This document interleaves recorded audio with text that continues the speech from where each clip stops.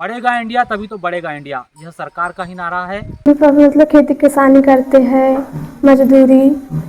Mahatma Gandhi higher secondary school की पुरानी जो बिल्डिंग थी वो काफ़ी जर्जर हो चुकी है। महान स्वतंत्रता संग्राम सेनानी राष्ट्रपिता महात्मा गांधी शिक्षा को व्यक्ति के सर्वांगीण विकास का एक महत्वपूर्ण साधन मानते थे, मगर बालाघाट जिले के कटंगी विकासखंड में उनके नाम से संचालित हो रहा एक निकायाधीन स्कूल सरकारी सहायता नहीं मिलने की वजह से बंद होने की कगार पर है। अगर इसे गांधी जी के शब्दों में कहें तो व्यक्ति के विकास का साधन नष्ट हो रहा है।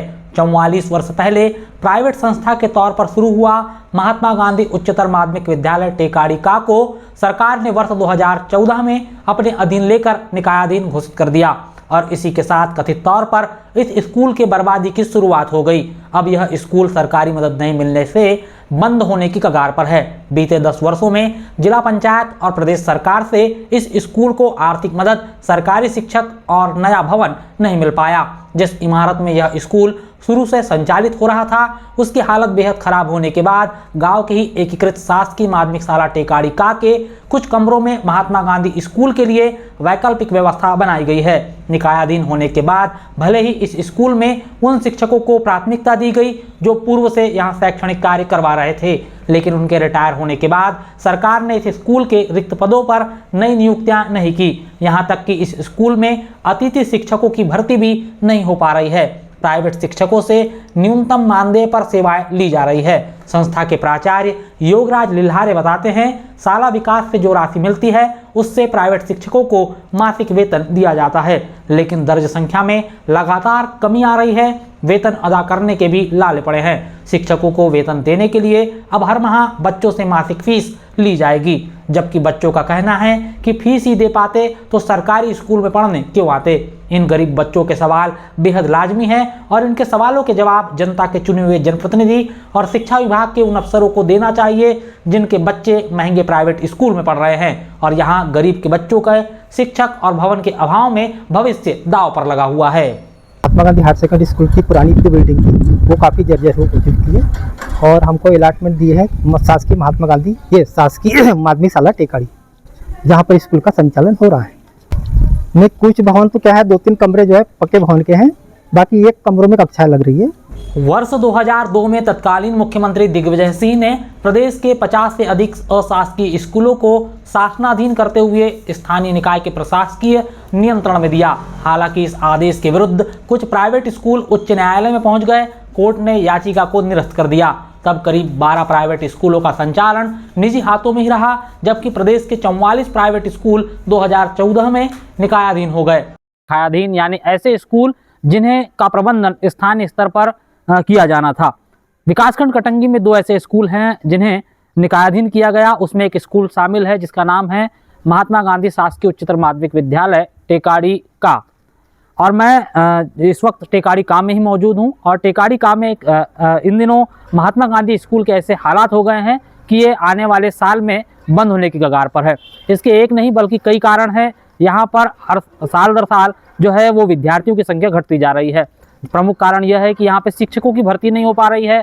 इसका खुद का भवन नहीं है, जो भवन था वह जर्जर हो चुका है। कटंगी विकासखंड का महात्मा गांधी और गुरुकुल स्कूल बमनी दोनों निकायाधीन हो गए। आज इन दोनों ही स्कूलों की हालत बहुत खराब है। जब सरकार ने इन प्राइवेट स्कूलों को निकायाधीन किया तब न सिर्फ उनके शिक्षक अधीन हो गए बल्कि स्कूल की इमारत भी उनके अधीन हो गई, लेकिन जर्जर होती इमारत पर स्थानीय निकाय ने कोई ध्यान नहीं दिया। परिणाम यह हुआ कि आज महात्मा गांधी स्कूल के 66 विद्यार्थियों और स्टाफ को करीब 2 वर्ष से एकीकृत शासकीय प्राथमिक माध्यमिक शाला की इमारत में पनाह लेनी पड़ी है। यहाँ एक ही पाली में प्राथमिक से लेकर हाई स्कूल की कक्षाएं संचालित होने से विद्यार्थियों और शिक्षकों को कई तरह की परेशानियां हो रही है। शिक्षक 2 पालियों में स्कूल संचालित करवाना चाह रहे हैं, लेकिन बच्चों के अभिभावकों को इस पर आपत्ति है। खासतौर से प्राथमिक और माध्यमिक स्कूल में पढ़ने वाले बच्चों के अभिभावकों को उनका कहना है कि सुबह की पाली में स्कूल लगने के बाद बच्चे दिन भर खेलते रहते हैं। यहाँ शुल्क लिया जाएगा, तो जब आपसे हर महीने शुल्क लिया जाएगा तो क्या आप ऐसे स्कूल में पढ़ना चाहेंगे? नहीं। क्या वजह है कि शुल्क नहीं दे पाएंगे आप? मम्मी पापा मतलब खेती किसानी करते हैं, मजदूरी, इसकी वजह से फीस नहीं दे पाएंगे। आपसे फीस ली जाएगी, तो ऐसे में क्या आप इस स्कूल में पढ़ेंगे? ना। क्यों, क्या वजह है कि फीस नहीं दे पाएंगे आप? पापा मजदूर है। आप मजदूरी करते हैं आपके? हाँ। जब आपने यहाँ एडमिशन लिया था हाँ। तो आपने क्या सोचकर एडमिशन लिया था? यहाँ अच्छी पढ़ाई हो ये। सरकारी शिक्षकों की नियुक्ति नहीं होने के कारण महात्मा गांधी स्कूल में गणित और कला संकाय जैसे विषयों में पहले ही विद्यार्थियों को प्रवेश देना बंद कर दिया गया। आगामी वर्ष में जीव विज्ञान में भी प्रवेश नहीं दिया जाएगा।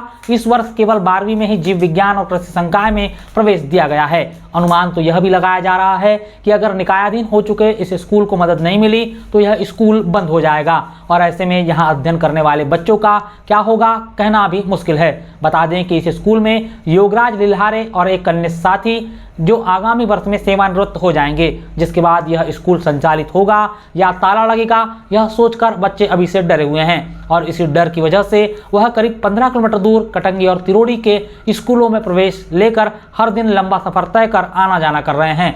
सरकार भले ही तहसील मुख्यालय में सांदीपनी जैसे स्कूल विकसित कर अपनी पीठ थपथपा रहे, लेकिन हकीकत में गरीब के बच्चे से शिक्षा छीनी जा रही है। महात्मा गांधी जैसे स्कूल की हालत देखकर तो यही प्रतीत होता है। शासकीय महात्मा गांधी उच्चतर माध्यमिक विद्यालय को निकायधीन स्कूल होने के कारण यहाँ पे अतिथि शिक्षक की भर्ती नहीं हो पा रही है। तो फिर जो शिक्षक यहाँ पढ़ा रहे हैं उनका भुगतान कैसे करते हैं आप?